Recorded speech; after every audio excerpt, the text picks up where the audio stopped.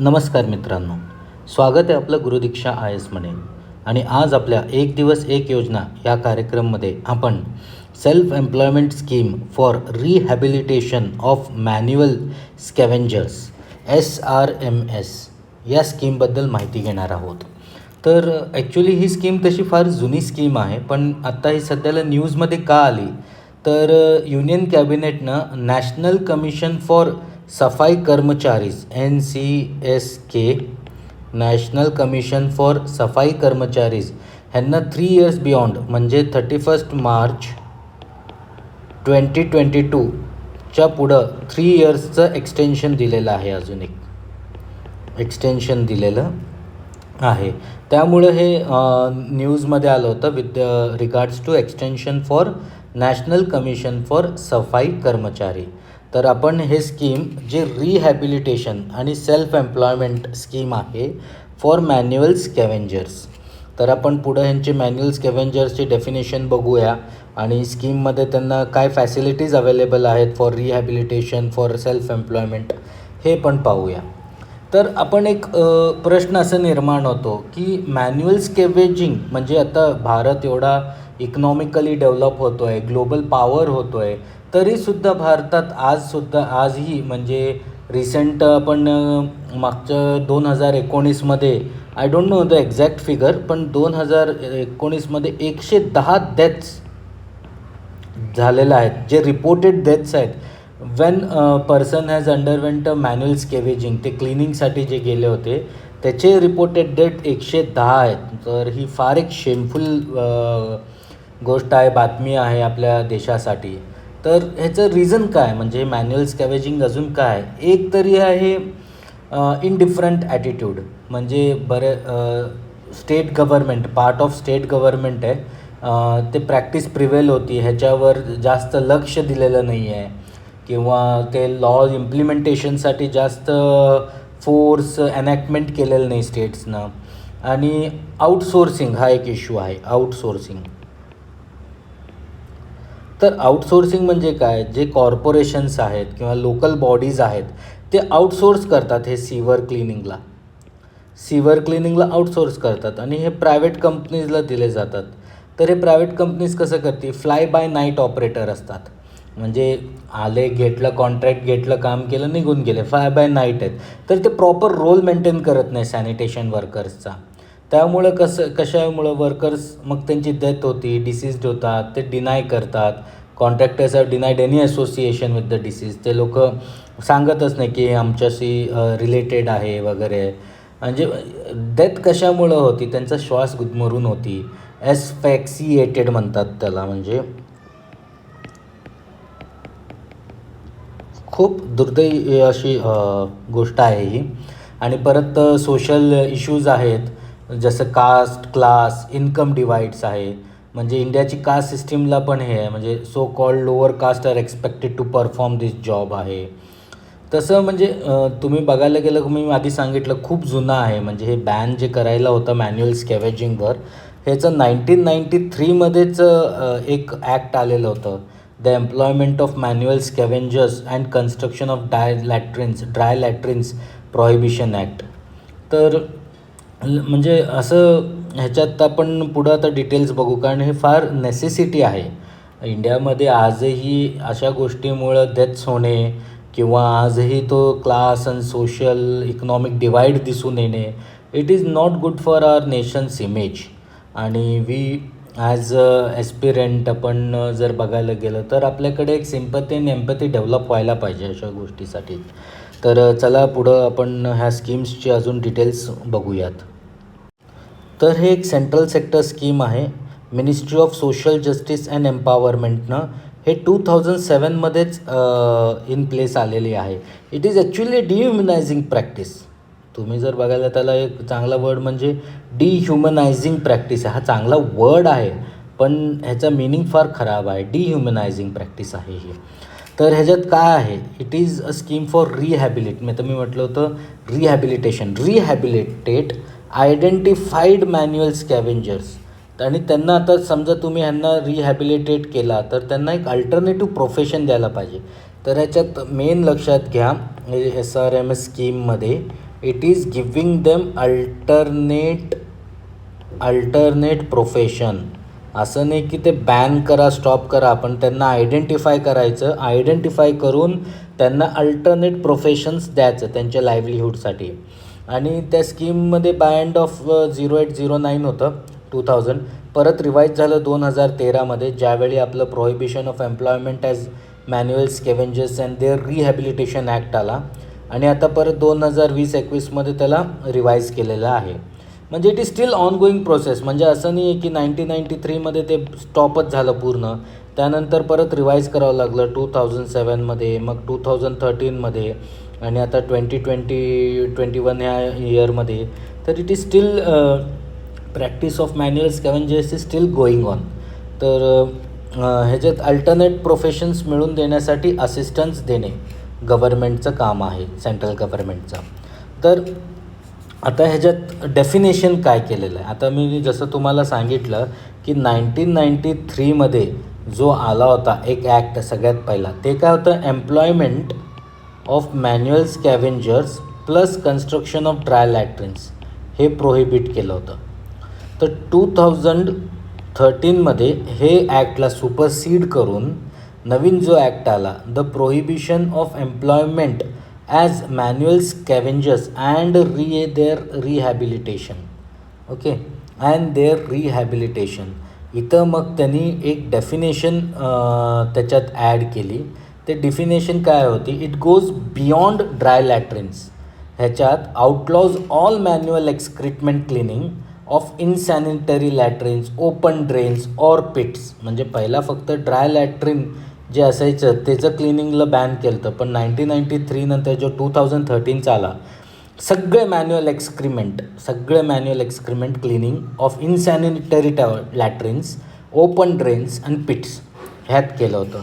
As well as मग manual स्कॅव्हेंजरची एक डेफिनेशनसुद्धा त्यांनी दिली की refers to manually cleaning, manually म्हणजे स्वतः माणूस manually cleaning, carrying, disposing of or handling in any manner human excreta in an insanitary latrine.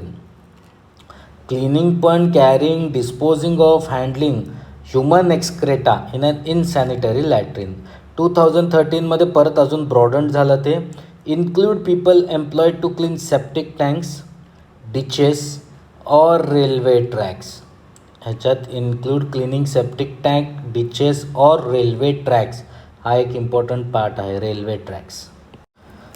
तर जो लॉ आता मी म्हटलं, prohibition of employment as manual scavengers and their rehabilitation act 2013, ह्यात manual scavenger prohibited throughout the country. आणि from 6/12/2013 no manual scavengers above this date. म्हणजे 2013चा जो डेट आहे त्याच्यानंतर कुठंही कंट्रीमध्ये तुम्ही एम्प्लॉय करू शकत नाही. हा जो 2013चा ॲक्ट आहे, इट ऑल्सो आउटलॉज, म्हणजे हा खारीज करतो, outlaws construction or maintenance of unsanitary, म्हणजे जे अनसॅनिटरी टॉयलेट, जे ड्राय टॉयलेट आहेत ते क्लिनिंग नेपिट आहेत, ऑर हायरिंग ऑफ एनी, म्हणजे इथं तरी एम्प्लॉयमेंट तरी बॅनच आहे, एम्प्लॉयमेंट ॲज मॅन्युअल स्कॅव्हेंजर म्हणून बॅनच केलेला आहे. ओके, आणि कॉन्स्टिट्यूशनल रिस्पॉन्सिबिलिटी पण ॲड केलेली आहे. कॉन्स्टिट्यूशनल रिस्पॉन्सिबिलिटी अल्टरनेटिव्ह जॉब देण्याची कम्युनिटीजसाठी. आणि एम्प्लॉय पनिशेबल आहे अंडर सेक्शन 8, इम्प्रिझरमेंट ऑफ 2 years और 1 lakh. जो एम्प्लॉय करतो ना, तर हे, तर ह्याच्यात कसं आहे, आयडेंटिफाईड मॅन्युअल स्कॅव्हेंजरला रिहॅबिलिटेट करणे.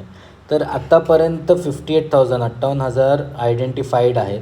आणि अजून कास्ट बेसिसवर पण एक वेगळं आयडेंटिफिकेशन आहे. त्यात पाहिलं जाईल तर एक शेड्यूल कास्ट, ह्या कास्टचे सगळ्यात हायेस्ट पॉप्युलेशन आहे. तर ते जे सांगितलं होतं आपल्याकडे कास्ट सिस्टीम, क्लास डिवाईड आहे, तर तो दिसून येतो आपल्याला ह्याच्यामुळं. तर ह्याच्यात कंपोनेंट्स काय आहेत, ह्या कंपोनेंट्समध्ये आहेत आपले one time cash assistant of ₹40,000 देणे जो आयडेंटिफाईड आहे त्यांना, आणि कॅपिटल लिंक सबसिडी देणे अप टू 3.25 lakhs, आणि concessional loan up to 15 lakhs. म्हणजे ह्या लोनमधनं तो क्लिनिंगसाठी जे इन्स्ट्रुमेंट्स आहेत, मेकॅनिकल मशीन्स आहेत ते परचेस करू शकतो. त्याला ह्याच्यात हे बेनिफिट्स अवेलेबल करून दिलेले आहेत. वन टाईम कॅश असिस्टंट 40,000, 3.25 lakhsचं आहे आणि 15 lakhsचं कन्सेशनल लोन आहे. मग त्याला स्किल डेव्हलपमेंट, आता तुम्ही अल्टरनेट प्रोफेशन देणार, he needs to develop his skill. तर स्किल डेव्हलपमेंट ट्रेनिंग आहे 2 वर्षाची. तिथं स्टायफंड देणार प्रत्येक महिन्याला 3,000 रुपये. स्वतः पण घेऊ शकतो, प्लस त्याचे डिपेंडंट जे ह्याच्यात ऑप्ट करतील. आणि ह्याच्यात प्रधानमंत्री जयमध्ये, म्हणजे आपला जो प्रधानमंत्रीचा जन आरोग्य योजना आहे त्याच्या अंडर ह्याला कवर आहे. म्हणजे जो 5 लाखचा कव्हरेज आहे हेल्थ इन्शुरन्ससाठी, तो कव्हरेज आहे. मग बिहेवियरल स्किल डेव्हलपमेंट ट्रेनिंग आहे, RPL, याच्याबद्दल पुढं माहिती देतो. आणि SRMS जो आहे आपला रिहॅबिलिटेशन, त्याला रिवाईज केला 2021मध्ये परत. आणि त्या रिव्हिजनमध्ये काय केला, जो आधी कॅपिटल लिंक सबसिडी होती 3.25 लाखाची, ते 5 लाखाला केली होती. आणि आधी कॅपिटल सबसिडी डायरेक्ट अपफ्रंट दिली जाईल त्याला. अर्लियर बॅक एंड आहे, म्हणजे आधी तुम्ही इन्व्हेस्ट करा तेवढे अमाऊंट, त्यानंतर तुम्हाला त्याच्यातनं सबसिडी रिफंड होतील. आता तसं नाही, तुम्हाला आधीच मिळले जाईल. आणि sanitation worker dependants also eligible for same amount of capital and interest. म्हणजे त्याचे डिपेंडंट्स आणि सॅनिटेशन, आधी मॅन्युअल स्कॅव्हेंजर्स यांनाच होतं, आता 2021पासून ॲडिशन ऑफ सॅनिटेशन वर्कर, जे क्लिनिंग वगैरे करतात ते सॅनिटेशन वर्कर. आणि एक ग्रुप प्रोजेक्ट म्हणून केलं आहे. 50 लाखापर्यंत लोन दिलं जाईल 5 मेंबर्सला, मॅक्झिमम 10 लाख शेअर असेल. म्हणजे 5 लोकांचा मॅन्युअल स्कॅव्हेंजर सॅनिटेशन वर्करचा ग्रुप बनवतील आणि त्यातून तुम्ही लोन अप्लाय करून लोन घेऊ शकता, ज्यात मॅक्झिमम 10 lakhचं असेल. आणि you can start your on livelihood enterprise, किंवा मशिनरीज विकत घ्या, त्यासाठी तुम्हाला हे भेटेल. हेल्थ इन्शुरन्स जसं बोललं 5 लाख आयुष्यमान भारत योजनामध्ये. आणि काय, the scheme is implemented nationwide, country वाईडच सांगितलं आहे. आणि इम्प्लिमेंटेशन काय करतं, national Safai Karmacharis and finance development corporation, हे इम्पॉर्टंट आहे. आणि 1997पासून आहे, मी तुम्हाला सांगितले न्यूजमध्ये, 2022पर्यंत पुढं 3 वर्ष एक्सटेन्शन दिलेलं आहे या कमिशनला. आणि बजेटमध्ये पण त्यांचा जो आहे 70 करोडचा ॲलोकेशन झालेला आहे. आणि परत तुम्ही बघायला गेलं तर असे बरेचसे स्कीममध्ये पण त्यांना बेनिफिट आहे. स्वच्छ भारत मिशनमध्ये सॅनिटरी टॉयलेट्स बिल्ड करायचे आहेत रूरल अँड अर्बन एरियाज. त्यामुळं आता पीठ असतील, सोक पीठ असेल, मग सॅनिटरी हायजेनिक टॉयलेट्स असतील जिथं वॉटर टॅप कनेक्शन असेल, त्याच्याने क्लिनिंग वगैरे इझिली होऊ शकतं. मग national policy for mechanised sanitation ecosystem develop करतं ministry of housing and urban affairs, ते लोक करतात. The work of cleaning railway tracks, जे आधी सॅनिटेशन व्हायचं तिथं आपलं ओपन डिफेक्शन काइंड ऑफच आहे रेल्वेज, तर ते जे होतं is earlier now been done. आता आपण काय बायो टॉयलेट्स आणलेले आहेत, तर open defecation kind of stop झालेलं आहे रेल्वेमध्ये. Is now been done by automatic cleaning vehicles आहेत. आणि सुप्रीम कोर्टचं जजमेंट आहे, जर कुणाची डेथ झाली ड्युरिंग मॅन्युअल स्कॅवेजिंग तर 10 lakhsचं त्याला कम्पन्सेशन द्यायचं आहे. परत स्वच्छता उद्यमी योजना आहे. प्रोक्युअरमेंट ऑफ सॅनिटेशन व्हेकलसाठी 50 lakh, urban local bodies, sanitation worker किंवा सॅनिटेशन वर्करचे डिपेंडंट ह्यांना दिलेलं जातो. तर आता ॲडिशनल बेनिफिट आहे हा. तर तसं वेगवेगळ्या स्कीममध्ये पण त्यांचं लक्षात ठेवून त्यांच्यासाठी बरेचसे वेगळे फॅसिलिटीज अवेलेबल करून दिलेले आहेत. आणि जे आता मी आधी म्हटलं होतं RPL बिहेवियरल चेंजेससाठी रेकग्नायझेशन ऑफ प्रायर लर्निंग, त्यांची काय प्रोग्राम, म्हणजे फ्री शॉर्ट ड्युरेशन अपस्किलिंग असेल, त्यांचं जे प्रायर आहे त्यांच्याकडे स्किल, त्याला रेकग्नाइज करून त्याच्या फोकस्ड शिकवायचं. असं नाही ह्याला ABC येतं तर त्याला डायरेक्ट तुम्ही XYZ शिकवणार, और त्याला सपोज एकाला फक्त एक काम येतं हे तर त्याला दुसरं काम शिकवणं आहे असं नाही. त्याचं प्रायर स्किल्सला रेकग्नाइज करून त्या सर्क्युलर त्याच्या अवतीभवती त्याला स्किल्स डेव्हलप करायचे, अपस्किल करायचं त्याला. मेकॅनाइज्ड आता त्याला मॅन्युअल येत होतं तर त्याला मेकॅनाइज क्लिनिंग शिकवा, सेफ्टी प्रिकॉशन्सची ट्रेनिंग द्या. तर अजून आपण ह्याच्यात थोडेफार इम्पॉर्टंट फॅक्ट्स बघू. वर्ल्ड टॉयलेट डे आहे, सेलिब्रेट होतो 19 नोव्हेंबरला. Okay, launched by ministry of housing and urban affairs launch केला होता 2020मध्ये. तर वर्ल्ड टॉयलेट डे 19 नोव्हेंबरसाठी आहे. आणि लॉन्च दिस चॅलेंज केलं होतं त्यांनी, मेक सीवर क्लीन मेकॅनाइज्ड बाय एप्रिल 2021. एक चॅलेंज ड्रॉ केला होता ह्या वर्ल्ड ह्याच्यात. तसेच स्वच्छ भारत मिशनमध्ये काय होतं आपलं, स्वच्छ भारत मिशनमध्ये 15 फायनान्स कमिशन फंड्स अवेलेबल करून दिले होते अर्बन डेव्हलपमेंटसाठी. मग सोशल सॅनिटायझेशन आहे. स्टेट अँड सोसायटीला इंटरेस्ट घेण्यासाठी अवेअरनेस क्रिएट केलेला आहे.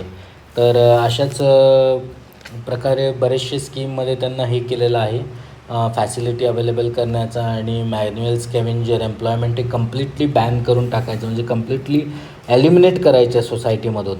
त्यासाठी गव्हर्मेंटनं बरेचसे स्टेप्स घेतलेले आहेत. आणि त्यातला SRMS अजून पण ह्याचं अजून इम्प्लिमेंटेशन तेवढा चांगला नाही. कारण बघायला गेलं तर 1993पासून हे चालू आहे. 2013ला एक्सटेंड झाला, 2021ला एक्सटेंड झालेला आहे. आणि ह्याच्यात अजून 3 वर्षचा एक्सटेन्शन आहे. तो still it is not a long way to go, but still firm steps need to be taken by the states. Okay, तर आज आपण इथंच थांबूया. जय हिंद, जय महाराष्ट्र.